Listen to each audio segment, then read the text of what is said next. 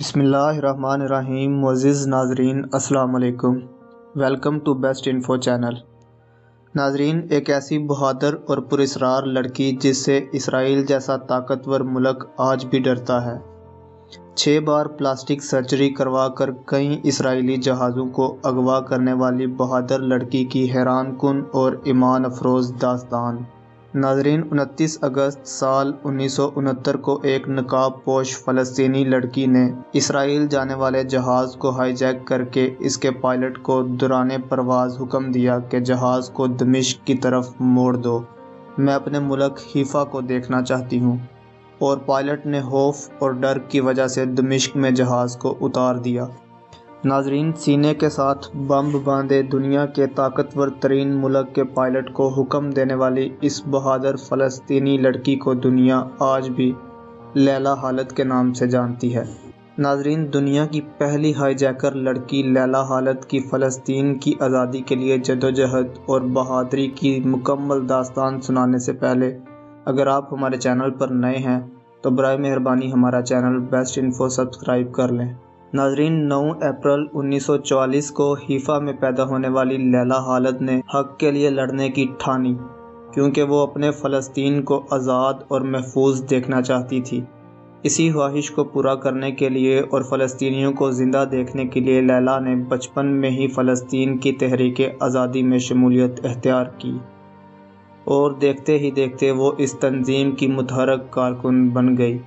وہ سر پر کفن باندھ کر نکلی۔ لیلا اور ان کے ساتھیوں نے سال 1968 اور 1971 کے درمیانی عرصے میں تقریباً 4 اسرائیلی جہاز اغوا کیے۔ فلسطین لبریشن فرنٹ میں شمولیت اختیار کرنے کے بعد لیلا خالد نے پہلا جہاز 29 اگست سال 1969 کو ہائی جیک کیا۔ یہ بوئنگ 707 جہاز تھا۔ یہ جہاز اٹلی سے اسرائیل کے دارالحکومت تل ابیب میں جا رہا تھا۔ اطلاع یہ تھی کہ اسرائیل کا وزیر اعظم اسحاق رابن بھی اس فلائٹ کے مسافروں میں شامل ہے۔ ناظرین، جیسے ہی جہاز ایشیا کی فضائی حدود میں داخل ہوا تو لیلا خالد نے جہاز کا کنٹرول اپنے ہاتھ میں لے لیا۔ لیلا اور اس کے ساتھی بموں سے مسلح تھے۔ پائلٹ کے پاس حکم کی تعمیل کے سوا کوئی چارہ نہیں تھا۔ ناظرین، اس واقعے کے بعد لیلا دنیا بھر کی توجہ کا مرکز بن گئی۔ ہر جگہ اس کی بہادری کے چرچے تھے۔ ٹی وی چینلز اور اخبارات نے لیلا خالد کے انٹرویوز نشر کیے اور شائع کیے۔ اب وہ کوئی عام لڑکی نہیں تھی بلکہ ایک بہادر مجاہدہ اور عالم اسلام کی آنکھ کا تارا بن چکی تھی۔ اس کی تصویروں کو اتنی شہرت ملی جو پہلے کسی مسلمان خاتون کو نہیں ملی تھی۔ ناظرین، اس کی مقبولیت کا اندازہ اس بات سے لگایا جا سکتا تھا کہ یورپ میں رہنے والی لڑکیوں نے اس کے ہر انداز کو کاپی کیا۔ اس کے بالوں سے لے کر سکارف تک، حتیٰ کہ لیلا کی وہ انگوٹھی جس میں کوئی پتھر نہیں تھا بلکہ گولی جڑی تھی، اسے بھی کاپی کیا گیا۔ پہلی ہائی جیکنگ کے بعد لیلا نے 6 بار پلاسٹک سرجری کروائی اور اپنی صورت مکمل طور پر تبدیل کر لی۔ 6 ستمبر سال 1970 کو لیلا نے اپنے ایک ساتھی کے ساتھ مل کر نیو یارک جانے والی پرواز کو ہائی جیک کرنے کی کوشش کی، مگر وہ کوشش ناکام رہی۔ اس طیارے کو برطانیہ کے ایئرپورٹ پر اتار لیا گیا۔ لیلا کے ساتھی کو گولی مار کر قتل کر دیا گیا جبکہ لیلا کو گرفتار کر لیا گیا۔ ناظرین، ابھی 1 مہینہ بھی نہیں گزرا تھا کہ فلسطینی مجاہدین نے ایک اور طیارہ ہائی جیک کر لیا۔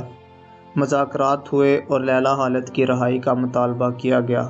یوں لیلا خالد کو قید سے رہائی ملی۔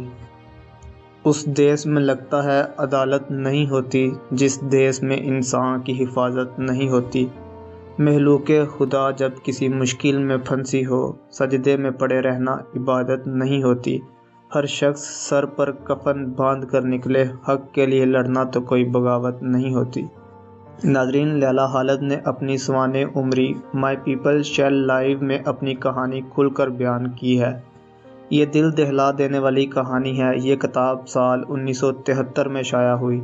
لیلا خالد کی زندگی پر سال 2005 میں فلم لیلا خالد ہائی جیکر کے نام سے بنائی گئی۔ اس فلم کو ایمسٹرڈیم کے فلمی میلے میں خوب پذیرائی ملی۔ ناظرین، یہ تو تھی طیارے ہائی جیک کرنے کی کہانی۔ اب ہم آپ کو 2.5 سال پہلے کا ایک قصہ سناتے ہیں۔ لیلا خالد ابھی بھی حیات ہیں، انہیں آج بھی فلسطینی علاقوں میں آئیکن کی حیثیت حاصل ہے۔ ناظرین، ستمبر 2020 کا ذکر ہے کہ سان فرانسسکو اسٹیٹ یونیورسٹی کی جانب سے منعقد کردہ ایک ویڈیو ٹاک کو زوم کی جانب سے اس لیے منسوخ کر دیا گیا کیونکہ اس میں لیلا خالد بطور مقررہ مدعو تھی۔ لیلا خالد کو یونیورسٹی میں جس مباحثے کے لیے مدعو کیا گیا تھا اس کا عنوان کسی بیانیہ، صنف، انصاف اور مزاحمت تھا۔ اس کے علاوہ سیکو اوڈیگا بھی مدعو کیے گئے افراد میں شامل تھے جنہیں امریکہ میں بلیک لبریشن آرمی کی اپنی رکنیت سے منسلک الزامات کی وجہ سے کئی دہائیوں تک قید میں رکھا گیا تھا۔ ناظرین، دلچسپ بات یہ ہے کہ مختلف حلقوں بشمول اسرائیل سے منسلک گروہوں کی جانب سے اعتراض اس گفتگو میں صرف لیلا خالد کی موجودگی کے خلاف اٹھایا گیا۔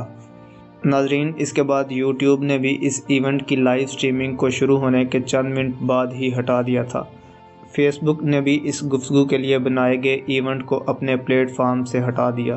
ناظرین، یہ قصہ سنانے کا مقصد یہ ہے کہ آخر کب تک دنیا تصویر کا ایک رخ دیکھتی رہے گی؟ کب تک مسئلہ فلسطین پر صرف ایک ہی فریق یعنی اسرائیل کو سنا جائے گا؟ دوسرے فریق فلسطینیوں کی آواز کو کب تک جبر اور ظلم سے دبایا جاتا رہے گا؟ کب تک آگ اور خون کی ہولی کھیلی جاتی رہے گی؟ یہ سلسلہ نہ رکا تو لیلا خالد جیسے کردار جنم لیتے رہیں گے، کیونکہ حق کے لیے لڑنا تو کوئی بغاوت نہیں ہوتی۔ ناظرین، اسی امید کے ساتھ آپ سے اجازت چاہیں گے کہ آپ کو ہماری یہ ویڈیو پسند آئی ہوگی۔ ملتے ہیں بہت جلد ایک نئی تاریخی، تحقیقی اور معلوماتی ویڈیو کے ساتھ۔ اللہ رب العزت آپ کا حامی و ناصر ہو۔